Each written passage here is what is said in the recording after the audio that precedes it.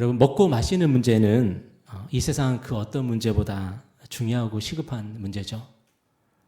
우리는 하나님이 중요하다고 말은 하는데, 또 하나님께 받은 사명이 중요하다고 말은 하는데, 그런데 우리 일상을 되돌아보면은 우리가 가장 중요하게 생각하는 것은 먹는 거, 마시는 거더라고요. 특히 여러분, 우리는 일용할 양식을 우리는 매일매일 공급받으면서 살고 있습니다. 아마 여러분 가운데 일용할 양식이 없어서 오늘 하루 내가 굶었다라고 말하는 사람은 아마 없을 것 같아요. 그런데 우리는 그 일용할 양식으로 만족하지 못하는 그런 모습이 또한 우리에게 있지 않습니까? 배만 부르면 그만이 아니고 우리는 일용할 양식보다 더 좋은 것, 더 귀한 것, 더 멋진 것을 우리는 항상 갈구하면서 그렇게 살아가는 우리의 모습이 있습니다. 더 맛있는 음식, 더 특이한 음식, 더 분위기 있는 음식점을 찾아다니면서 우리는 일용할 양식 그 이상의 것을 우리는 바라며 우리는 살아가죠.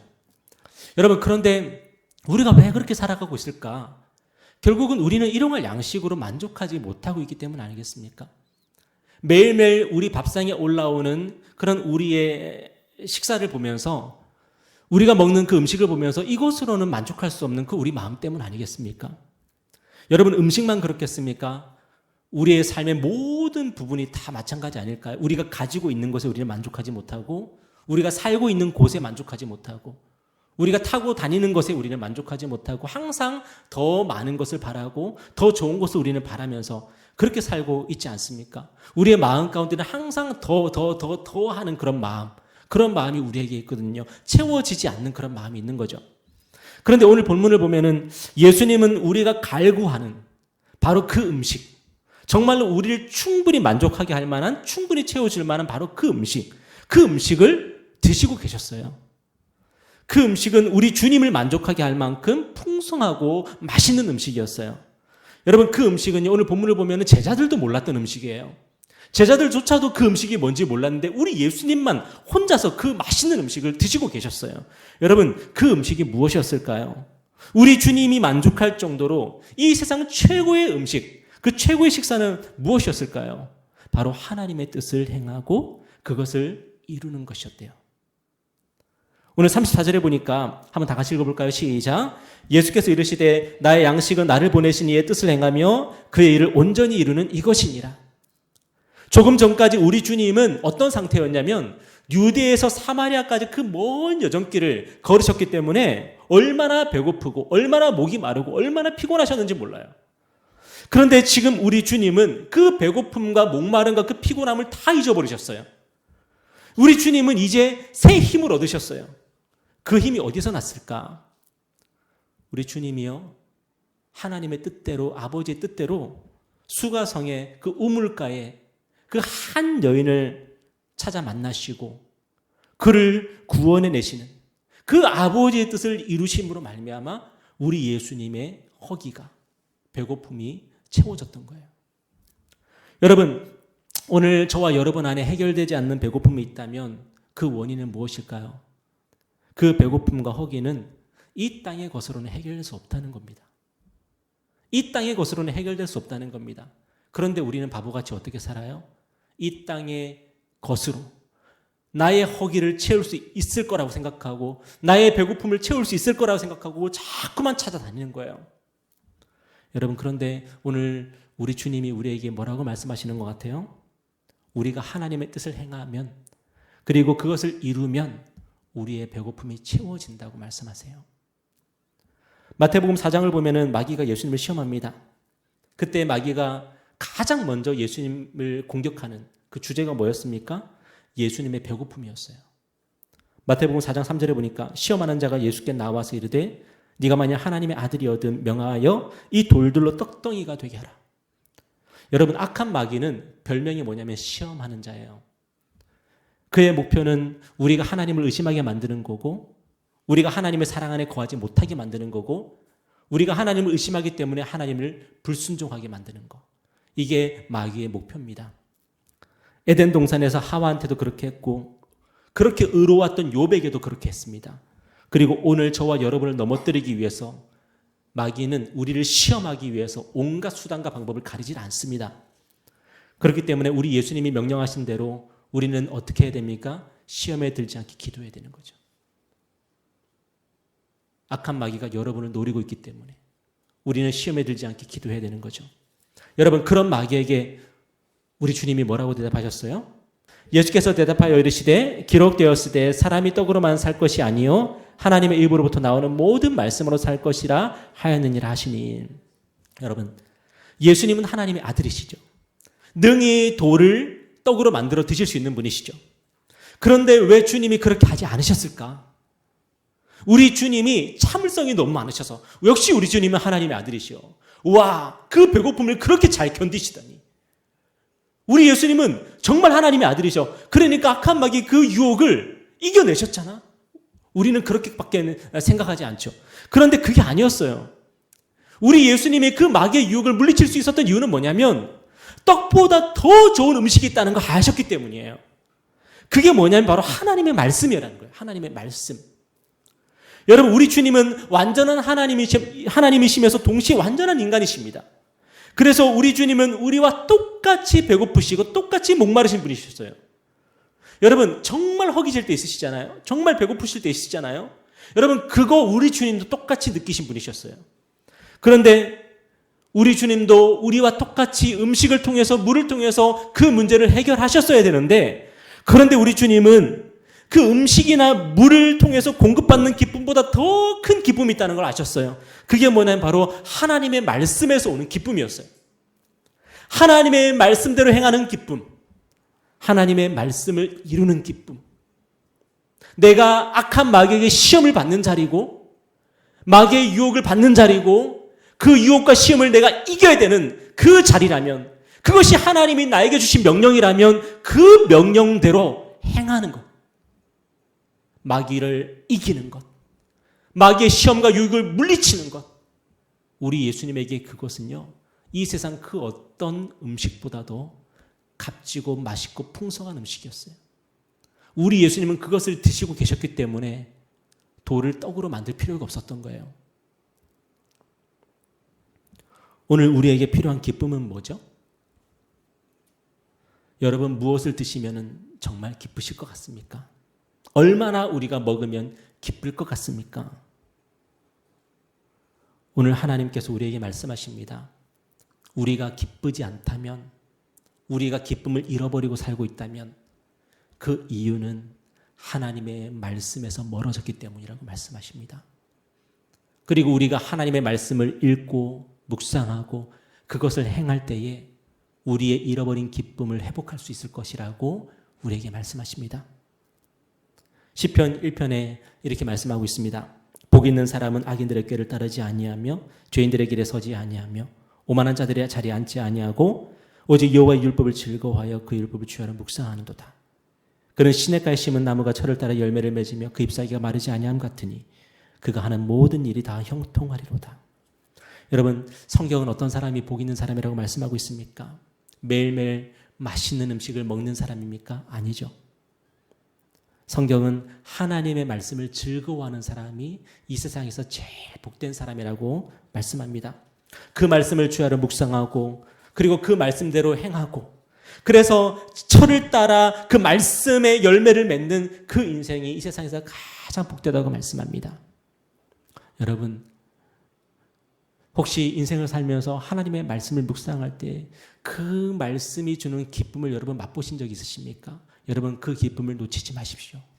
왜냐하면 이 세상 그 어떤 곳으로도 그 기쁨을 대체할 수가 없기 때문입니다. 여러분이 혹시라도 기도하면서 하나님이 주시는 기쁨을 누리신 적 있으십니까? 아까 그 목사님처럼 여러분, 기도하는 가운데 하나님이 주시는 정말 깊은 기쁨을 맛보신 적 있으십니까? 그렇다면 여러분, 그거 놓치지 마십시오. 왜냐하면 다른 곳으로는 절대로 그러한 기쁨을 여러분은 맛볼 수가 없습니다. 악한 마귀는 뭐라고 말하죠? 우리에게 그 기쁨보다 더한 기쁨이 있을 거야. 네가 거기 가면 그 기쁨이 있을 거고, 네가 그걸 먹으면 그 기쁨을 맛볼 수 있을 거야 라고 우리를 유혹하지만 아닙니다. 사람은 떡으로만 사는 것이 아니라 하나님의 입에서 나오는 모든 말씀으로 사는 것입니다. 우리 주님은 우리가 일용할 양식을 위해 기도해야 된다고 말씀하셨습니다. 그리고 우리는 일용할 양식을 위해서 노동을 해야 됩니다. 여러분, 그런데 그것은요, 일용할 양식을 위해서 살라는 말씀이 아니에요. 일용할 양식은 우리가 살아가는 수단이지 목적이 아니에요. 우리 인생의 목적은 뭡니까? 하나님의 뜻을 행하는 것입니다. 그것을 이루는 것입니다. 거기서 오는 기쁨은 일용할 양식에서 오는 기쁨과는 비교할 수 없는 고차원적인 또한 깊은 기쁨일 것입니다. 저와 여러분의 삶 가운데 빠져 있는 것이 바로 그 기쁨 아닐까요? 다시 말씀의 자리로 돌아가고요. 그리고 오늘 내가 하나님 앞에 순종해야 될 것이 있다면 여러분, 부족하지만 엉성하지만 한번 해보십시오. 하나님께서 우리에게 다시금 에덴의 기쁨을 회복시켜 주실 것이에요. 오늘 본문을 보면은 우리 주님은 그러한 기쁨으로 지금 충만하십니다. 오늘 본문을 보면 우리 주님이 지금 뭘 보고 계세요? 우리 주님이 하나님의 뜻을 행하고 또 그것을 이루신 그 열매를 보고 계세요. 여러분, 우리 주님이 유대에서 사마리아까지 오셔서 한 여인을 만나셨어요. 그리고 그 여인에게 복음을 전하셨습니다. 그 복음은 뭐였어요? 예수님이 그리스도라고 하는 복음이고 예수님 때문에 하나님께 진짜 살아있는 예배를 드릴 수 있게 된다는 그 복음이었어요. 그런데 놀라운 일이 일어났습니다. 오늘 방금 그 복음의 씨앗을 뿌렸는데 그 복음이요, 즉시로 30배, 60배, 100배 열매가 맺힌 거예요. 복음을 들은 한 여인이 그 구원의 기쁨과 감격을 가지고 복음의 추수꾼이 되어서 마을로 뛰쳐갔고 그리고 마을 사람들에게 내가 그리스도를 만났다고 전하기 시작한 거예요. 그래서 한 마을이 예수님께로 나옵니다. 예수님 당시에 사마리아 사람들이 옷을 입을 때는 주로 흰 옷을 입었다 그래요. 복음을 들은 이 사마리아 사람들이 예수님 앞으로 우르르 나올 때의 그 모습이 어떻게 보였겠어요? 휘어져 추수하게 된 그 밭의 모습. 예수님 당시 사람들은 습관처럼 이렇게 얘기했습니다. 추수하려면 넉 달이 있어야 되는 거야. 여러분, 이건 당연한 얘기예요. 무슨 농사든지 심으면 바로 열매가 나타나지 않습니다. 반드시 심으면은 기다려야 됩니다. 예수님 당시 유대인들은 넉 달이라는 시간을 기다리면 추수했어요. 이거는 법칙입니다. 그런데 놀랍게도 예수님이 이 땅에 오셔서 그 법칙이 깨지기 시작했어요. 누구든지 예수 그리스도의 복음을 듣기만 하면, 믿기만 하면 구원의 열매를 즉시 맺는 거예요. 여러분, 구약의 성도들을 보면은 구약의 성도들이 했던 참 중요하고 고된 일이 있었는데 그게 뭐냐면 하나님께서 약속하신 그리스도 메시아 하나님의 나라, 그것을 기다리는 게 그들의 일이었어요. 그들은 하나님의 나라를 이 땅에 심었고 그리고 그 열매가 나타날 때까지 그들은 기다려야 됐어요. 그리고 그 마지막을 장식한 사람이 누구냐면 바로 세례 요한이었습니다. 세례 요한이 뭐한 사람이에요? 하나님께서 세례 요한에게 말씀하셨어요. 이제 그리스도가 오실 거야. 너는 그 길을 예비해야 돼. 그래서 세례 요한은 그리스도를 기다리면서 광야에서 외치는 자의 소리가 되어서 그리스도의 오실 길을 예비하고 하나님의 나라의 복음을 전했어요. 그리고 세례 요한은 내가 이렇게 사역하는 동안 언젠가 그분이 오시겠지 하고 기다리고 있었는데 정말로 그리스도께서 짠 하고 나타나신 거죠. 여러분, 세례 요한은 어떤 사람입니까? 그리스도를 전하면서 하나님 나라의 복음을 심으면서 그 기다림의 시간을 보냈던 구약의 마지막 성도였어요. 그리고 그분이 자기 눈으로 예수를 보게 됩니다. 그 기다림의 시간이 이제 끝나게 된 거죠. 여러분, 세례 요한이 했던 마지막 말, 성경에 기록된 마지막 말이 뭐였을까요? 누가복음 7장 19절에 보니까 요한이 그 제자 중 둘을 불러 주께 보내어 이르되 오실 그이가 당신이 오니까 우리가 다른 일을 기다리오리까. 여러분, 세례 요한은 뭐 했던 사람? 기다렸던 사람이에요. 그들은 복음을 전했지만 하나님의 나라를 선포했지만 그들은 열매를 보지 못하고 기다려야 됐어요. 여러분, 세례 요한 뿐입니까? 아브라함도 그랬고요. 모세도 그랬고요. 다윗도 그랬고요. 그 모든 구약의 성도들이 뭐 했냐면은 하나님의 말씀을 붙잡고 하나님 나라의 복음을 붙잡고 그들은 기다렸어요. 언젠가 하나님의 나라가 이 땅에 올 거야. 언젠가 메시아가 이 땅에 오실 거야. 그들은 기다렸어요. 그런데 예수께서 이 땅에 오셔서 무엇을 하셨습니까? 한 사람 한 사람에게 하나님 나라의 복음, 그리고 예수 그리스도의 복음을 전하시고 그 복음을 믿는 자들마다 구원과 영생의 열매를 맺게 하셨습니다. 그들은 기다렸습니까? 안 기다렸습니다. 예수님을 만난 즉시 그들은 구원의 열매를 맺었습니다. 놀라운 일이 일어나기 시작한 거죠. 오늘 본문의 사마리아 여인이 바로 그 사람이에요. 그는 늘 나오던 우물가에서 그리스도를 만났고 그리스도를 만나자마자 그는 구원의 열매와 기쁨과 감사를 그들은 맺게 된 거예요. 그리고 복음을 듣고 믿어서 구원과 영생의 열매를 맺는 사람마다 여러분 어떤 삶을 살게 됩니까? 오늘 본문의 사마리아 여인처럼 이제는 복음을 추수하는 일을 하게 돼요. 왜냐? 내 안에 기쁨이 있거든요. 내 안에 감사가 있거든요. 이제는 전해야 되겠는 거예요. 이제 또 다른 사람을 추수하는 일에 내가 쓰임받고자 하는 그런 마음이 우리 안에서 불타게 되는 거죠. 요한복음 12장 24절에서 우리 주님이 이렇게 말씀하셨습니다. 내가 진실로 진실로 너에게 이르노니 한 알의 밀이 땅에 떨어져 죽지 아니하면 한 알 그대로 있고 죽으면 많은 열매를 맺느니라. 여러분, 예수 그리스도의 복음을 믿으면 누구든지 구원과 영생의 선물을 받습니다. 여러분, 이 사실이 놀랍지 않습니까? 여러분이 무언가를 해서 열심히 해서 인고의 세월을 거친 다음에 비로소 하나님 앞에 나아갈 여지가 조금 생기는 것이 아니라 예수 그리스도의 복음을 듣고 믿기만 하면 우리의 삶에 구원의 열매가 풍성하게 맺히기 시작하는 거죠. 여러분, 이게 어떻게 가능합니까? 우리 예수님이 한 알의 밀이 되셔서 땅에 떨어져 썩으셔. 그죠? 십자가에서 죽으시고 부활하셔서 이제 우리는 복음을 듣고 믿기만 하면 구원과 영생의 선물을 받게 되는 거예요. 여러분, 이것이 가능하기까지 구약의 성도들이 얼마나 많이 기다렸는지 몰라요. 그리고 우리 예수님이 그 십자가에 죽으시기까지 우리 예수님이 사생애와 공생애의 삶을 사셨고 그리고 드디어 영광 얻을 때가 되셔서 십자가에서 죽으시고 부활하셔서 제자들에게 뭐라고 말씀하셨습니까? 너희에게 평강이 있을지어다. 드디어 제자들의 가슴 속에 그들의 삶 속에 구원의 열매가 막 맺히기 시작하는 거예요. 오늘 저와 여러분은 어떻습니까? 이런 구원의 기쁨과 감사의 열매가 맺히고 있습니까? 여러분, 우리 구원은요, 우리가 가지고 있는 어떤 씨앗을 심어서 맺히게 된 열매가 아니라 예수님이 우리의 씨가 되셔서 예수님이 심어지셔서 맺은 그 열매가 바로 저와 여러분의 구원입니다. 그래서 우리는 매일매일 우리를 위한 예수님의 순종과 우리를 위한 예수님의 죽으심과 우리를 위한 예수님의 부활하심을 우리는 묵상하고 그것을 바라볼 때에 우리의 마음속에서는 구원의 기쁨이 계속 솟아날 수 있는 거고 우리 안에 감사가 늘 충만할 수가 있는 거예요. 여러분, 문제는 뭐냐면 우리는 늘 거꾸로 하죠. 우리의 선행을 심어서 구원의 열매를 맺으려고 하고 우리가 뭔가를 잘해가지고 우리의 삶을 우리는 구원해 보려고 그렇게 우리는 애쓰고 발버둥 치면서 살아갑니다. 왜 그렇게 되죠?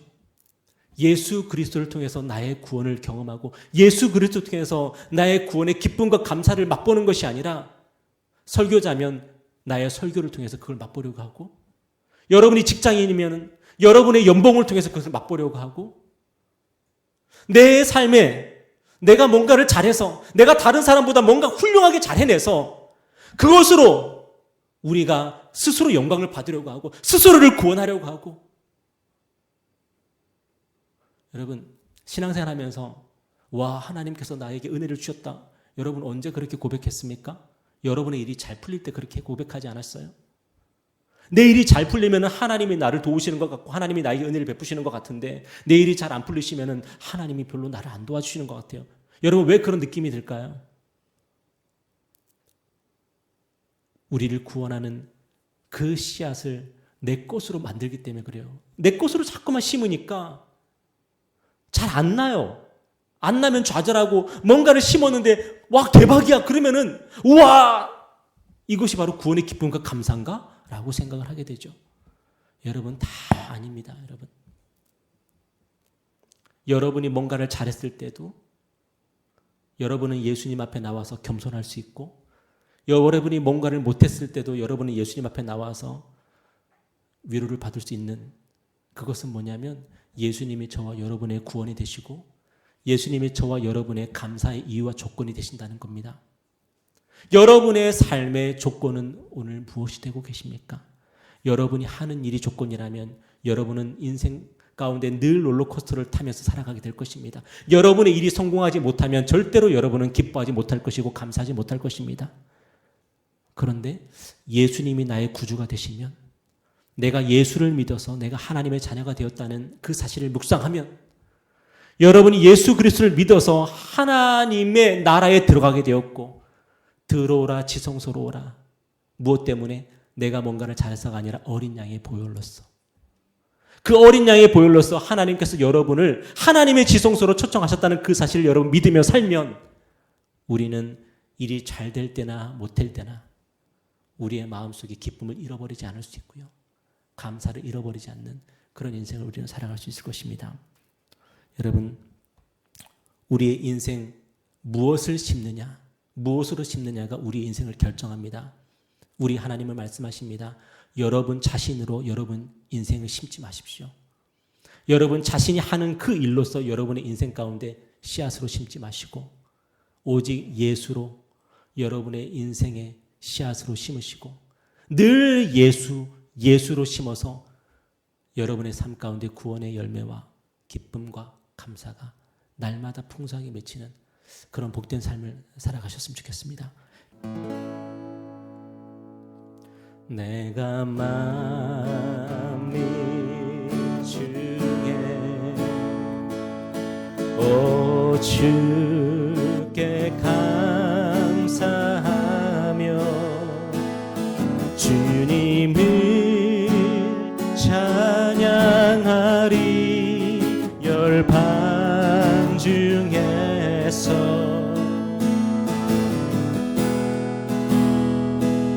주의 인자를 거서 하늘에 미치고 주의 진리는 넓은 궁창에 이르나니.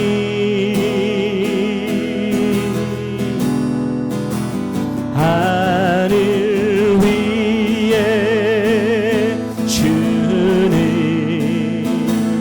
높이 들리며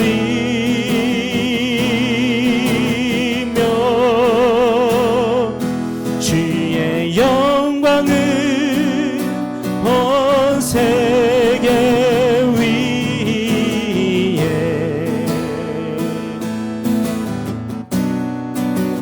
하늘 위에 주는 높이 들리며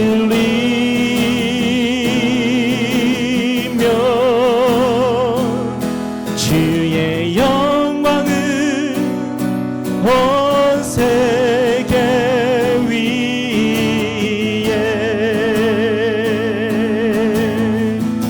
내가 만민 중에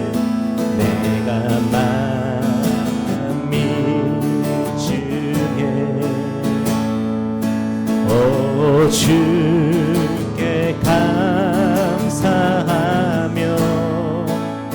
주님을 찬양하리. 열방 중에서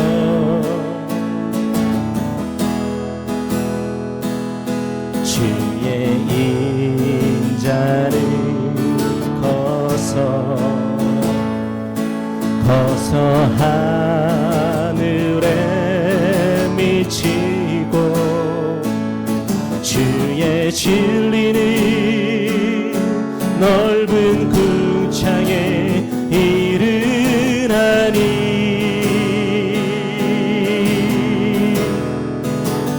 하늘 위에 주는 높이 들리며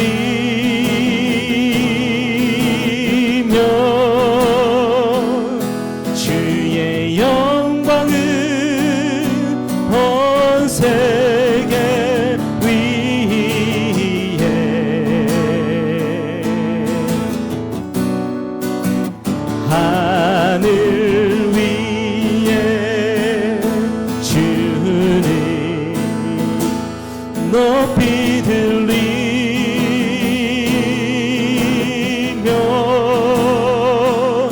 주의 영광을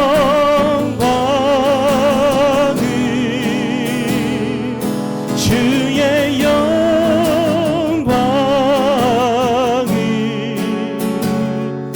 주의 영광을 온 세계 위에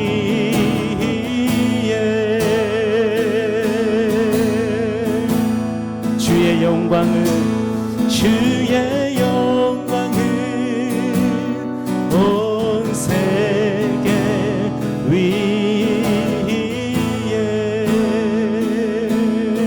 주의 영광을 주의 영광을